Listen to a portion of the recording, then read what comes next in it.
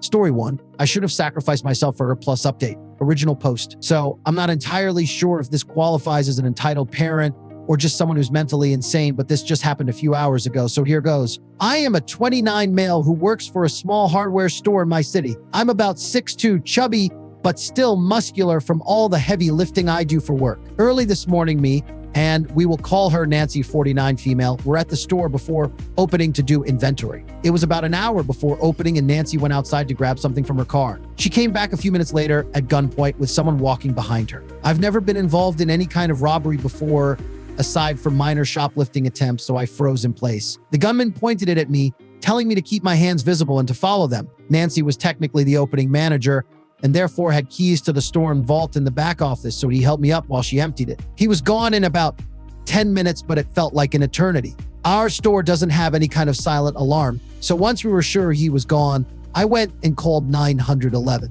After I get off the phone, Nancy comes up to me and asks, word for word, what the F is wrong with you? I stared at her completely caught off guard and asked her what she was talking about. She proceeds to rant at me up until the police arrive. To sum up her rant, she basically said I was a pathetic excuse of a man for not protecting a single mother when she was in danger. I asked her what she expected me to do in that situation. She expected me to try and get the gun away from him so he couldn't hurt her. It was around that point that the police arrived to take our statements and ensure we were okay. My actual boss is on vacation this week, but has given me the next 2 days off paid. I love this guy to recover from the shock of the situation and to call him if I need anything. I haven't told him about Nancy's rant yet. I'm still trying to process everything she said to me. Edit 1. Sorry, still new to posting. Wasn't sure if this info is relevant or not. Nancy is divorced and her son is a 19-year college student who doesn't live with her. During her rant, she kept going on about who would watch my baby if I died, stuff like that. I'm hoping it was just adrenaline from the robbery. But if the next time I see her, she's still acting that way, I'll report her. Edit 2.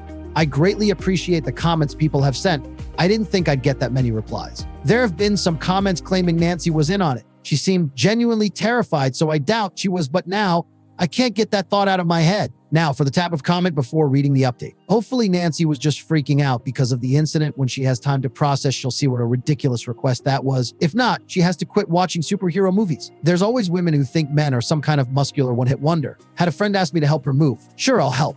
We get to the new place, unload boxes, and in the hallway is a washing machine. And I didn't want to pay the delivery for bringing it to the attic since I figured you could just carry it up. Now, I'm not exactly fat or anything, but I wouldn't call myself fit either. And certainly not strong enough to lift a full-size washer, let alone carry it up 2 flights of chairs. Still not sure what she was smoking. 2 dudes delivered my new freezer yesterday. They had the harnesses under their jackets, but used the dolly proficiently. They had to go up 2 steps that were each about 4 inches, 10 cm tall.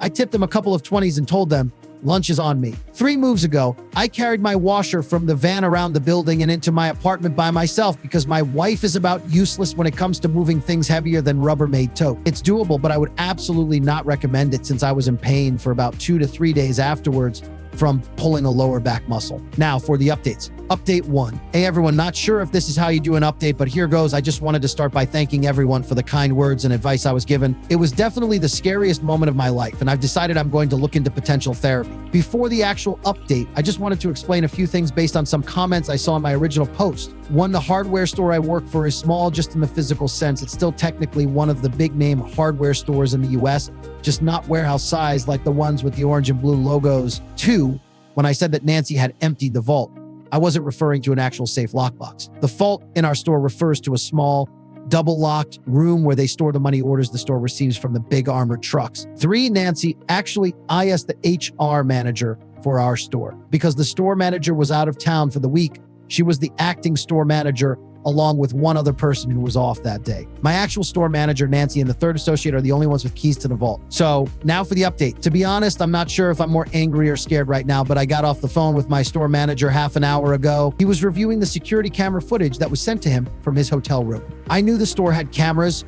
What I didn't know is that we have cameras that face the parking lot. Some of you mention it in the comments, so you may not be surprised to hear that Nancy has been arrested for assisting in robbing the store. I can't go into extreme detail, but according to my boss, the gunman was seen exiting Nancy's car when she went outside. They spoke for a bit before walking back up to the store. I don't know much else aside from that the guy was her new boyfriend. I am feeling so many different emotions right now: confusion, anger, fear, etc. Actually traumatized someone 20 years younger than he for a few $1,000s. And I don't know if she was chewing me out about the single mother thing because she'd hoped I would have done something to warrant getting shot over. All I know is that this woman who originally did my hiring interview is mentally insane. As I said, I think I'm going to look into therapy for this. It's just too much for me to process alone. My boss has offered me additional leave of absence if needed as well. So for now, I'm going to take some time off, and if I get any more info I can share, I'll further update you. Final update. Hey everyone, I didn't think posting again this soon, but it sounds like things are being handled outside of court, so I should be in the clear.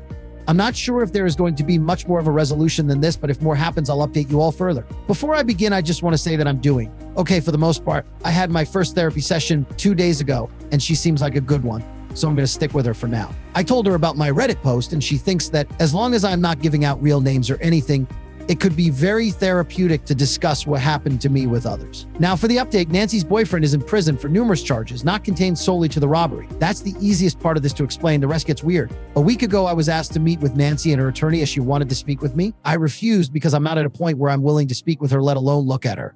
2 days later, my company rep told me he had an email from Nancy meant for me. He reviewed it and agreed to pass it along to me if I wanted to read it. Against my better judgment, I said yes, and wow, it got crazy. The email was a letter of apology to me. Nancy's boyfriend was an incredibly abusive drug user who had her too afraid of him to leave her or call the police. The robbery was his idea, and she was forced to go along with it under threat of being unloved.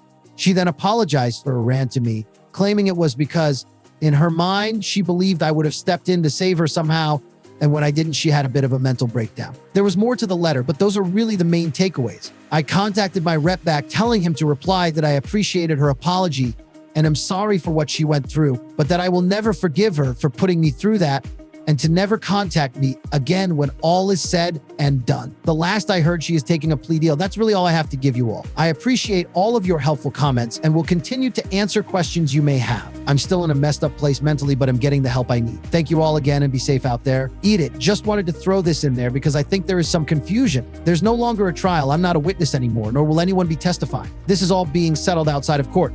As for Nancy, I do believe her apology was sincere. There was additional info revealed via my company rep, and the letter that shows the abuse she was suffering was real, but I won't go into specifics out of respect for her victim. Story 2. My 28 female boyfriend, 30 male of 2 years, is reverting back to college life plus update. Original post. My boyfriend is obsessed with climbing bouldering. He plans almost his entire life around it. He's very good at it and has even become semi-sponsored. He gets discounted gear through the sponsorship, not money. We met through climbing about 4 years ago when we were both already in relationships and became friends. While I've known him, he has become more and more committed to the lifestyle. He sold his car to fund a climbing trip. He was halfway through an engineering degree and dropped out because it was getting in the way of competitions. His other real-life friends have all moved on in various ways, so most of his friends are just as obsessed with climbing as he is. He still had other hobbies and a stable income until we relocated. I worked for the government and was offered a promotion if I moved out west. My boyfriend was thrilled and really supportive. We decided to take the risk, accept the position, and move in together. The new position required a lot of changes. I'm on call most weekends, so my days of super competitive climbing are cut back. I get hair tested, so no more fun drug time. Some days I have to travel to different work sites, so I won't get home until after midnight. Overall, the job has been great though. It's laid back and fun, and the benefits are phenomenal. I'm really happy I made the jump. However, my boyfriend has gone the total opposite. Back home, he had a 40-hour-week job with benefits. Out here, one of his climbing buddies got him a job at a sandwich shop working lunch shift. He explained it would be temporary while he searched for something better. 6 months later, he's still there with no interest in leaving. Why? Because it works great with his climbing schedule and all his coworkers climb? In his defense, he lives the absolute bare bones lifestyle. No car, no insurance, minimum possessions. He can get by on very little, which is financially responsible for his income, but he also has no savings. Any extra money goes towards climbing gear, granola, and travel money, gas flights, bus tickets to attend competitions. You don't get me wrong, I'm still a competitive climber and do well at it, but I really just want to have fun and meet people. My boyfriend used to be pretty relaxed about it as well, but since the bar is so much higher out here, he's thrown himself into getting better. The other climbing bros love it, and they all feed off one another. And let me just say, most of those guys suck. They are almost all single. One wears a wedding band with climbing inscribed on it, broke and shameless, like musicians, but less cool. Last time I hung out there, one of the guys told me I should buy the drinks since I make the big money. When he's not climbing with the dudes, he's watching the same climbing videos online, reading climbing forums, researching new gear, or compulsively checking scores on climbing results. I feel like all we ever talk or do anymore is climbing related, and I am getting so frustrated. I've talked about making plans to do other things, but he won't commit because he's waiting to hear about climbing. No car means you're tied to the guy driving out. I even tried to plan a trip to NYC for his birthday, but he says he doesn't know if he can go until he figures out whether he has enough points to attend a world's level climbing competition in August. And then, even though I'm on birth control, I get pregnant. He's supportive in small ways, but is reluctant to cancel a climbing date to go to the gestational ultrasound. When we talk about options, he says he doesn't think we're in the right place. I've never given much thought to having children, but feel this little heart ash at his answer. He thinks I'd be a great mom. He wants to have kids someday, just not now. I talk to my parents and friends and decide to terminate. He comes to the procedure and the doctor tells us I couldn't have kept it anyway. My boyfriend is visibly relieved. Now his tone is we had no choice. We couldn't have had it anyway. He's moved on, but I'm still pretty sad about it. On Reddit, I want to talk to him about all of these feelings. We're really growing apart. While I still find him attractive, I don't want to have sex anymore. I'm afraid I'll become pregnant again. And since nothing in his situation is changing, he'll still choose climbing. He's become the people we used to joke about. The people who live in a van or a tent at the prime climbing spots and eat, sleep, breathe climbing. On one hand, I'm glad he's happy out here, but on the other, I found myself having a harder time relating to him. It feels like something we used to have in common has become really divisive. My parents are furious as he spoke to them before we left about being committed to building a future together, and they don't understand why he's backsliding. For that matter, I don't either. I told him last month that I didn't want to hurt his feelings, but I thought his lifestyle was pretty disappointing. He said he would look for different work, but hasn't even tried. In the climbing mansion, an old house with 6 climbing dudes living in it near us, a room is opening up, and I'm seriously considering asking him to move out and live with his buddies. However, the other night he told me he was really happy with us and wanted to discuss the future. I'm so confused. I love him and want to support him, but his lack of ambition is such a huge turnoff. How can he even bring up the future when the only goals he has are all centered around some crazy sport that could easily end if he hurt himself? How do I talk to him about this without hitting below the belt? I want to do it soon because he asked one of my close friends about ring shopping. Good sweet Lord, I don't want to get engaged right now. Help. Now, for the tap of comment before reading the update. Man, this is tough. I have a huge hippie tendency myself. I'm a climber, and I can totally understand what he's fallen into. The vagrant climber lifestyle is so carefree and relaxing, it's hard to imagine going back to a 40-hour work job. Arnold is such an icon in that regard. I have fantasized about having such a life, but I have responsibilities that prevent me from doing so. The best advice I can give you is to be honest. Tell him you aren't able to follow him in this lifestyle. Either he reins it back or you agree to split amicably due to incompatible lifestyle goals. It's a perfectly justified reason to break up, and better for both of you in the long run. However, the other night he told me he was really happy with us and wanted to discuss the future. Great. Take him up on this and set up some time to discuss it. Tell him everything that you've posted here. Talk to him about what your future looks like, whether he'll still be living a nomadic climbing lifestyle, how you guys would support yourselves, whether he wants kids. Make it clear what your needs are. Tell him your goals for your life. Tell him what you want. Tell him what you need from him before you take any next steps. Talk. We're really growing apart. I've never in thousands of posts made a comment like this, but as I kept reading, this poem kept repeating in my head. I think you should read it and do what you know to be true.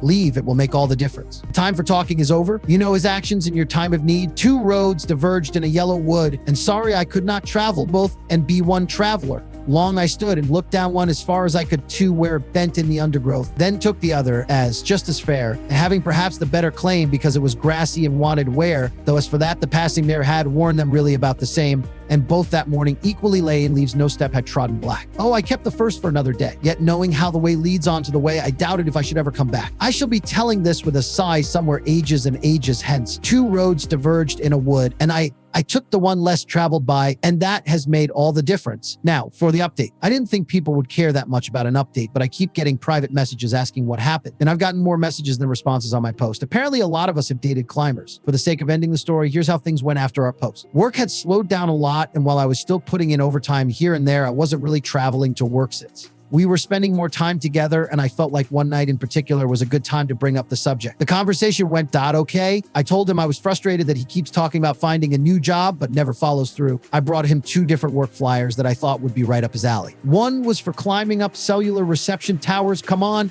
even I think that sounds intriguing. And the other was for an engineering assistant. He basically said that he knows there is no future at his current work, but it pays enough for him to get by, and he's having fun. Well, I told him I understood, but I was thinking that maybe we should stop living together. This turned into an argument about chores, money, and the big one, what we wanted out of the future. He reiterated that he wants kids, marriage, and that he loves me very much, but he doesn't want to do those things right now. I asked him what would happen if I got pregnant again, and he said that was very unlikely. When I told him I felt that he had made climbing his one priority, he balked and said I was exaggerating. And I threw open the closet door and pulled out all the camping equipment he bought before we came out here, all still with tags attached. Unless I've used it, he hasn't come on those trips because he's been climbing. This is hundreds of dollars of gear untouched over an 8-month period. I pointed out his dusty mountain bike. He said he doesn't have a car. What about the Frisbee golf bag that is in our storage container? He hasn't had time. At this point, I just started crying. These were all activities that we used to really enjoy and do together. I just feel like an idiot. I tell him I understand where he's at in his life and I want him to be happy, but I'm going to start looking for another apartment. We have a little over a month left on our lease, so at the end we can part ways amicably. He looks completely devastated. All he says back is, if that's what you want. I found an apartment and will be moving out in a week. Things have been cordial enough. We share a studio and he keeps the bed